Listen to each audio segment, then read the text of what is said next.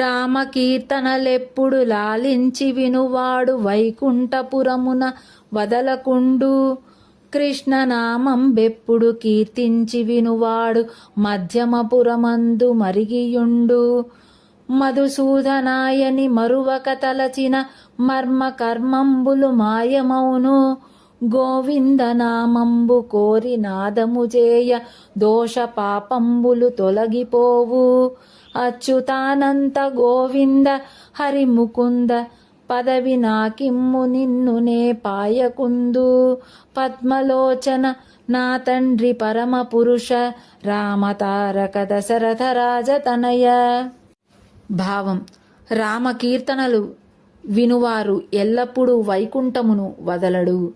కృష్ణనామమును కీర్తించినవాడు ఇహలోక సౌఖ్యములు పొందగలడు. మధుసూదన అని మరువక తలచిన తెలిసి తెలియక చేసిన కర్మము మాయమవుతాయి. గోవింద నామములు చేయువాని దోష పాపములు తొలగిపోవును.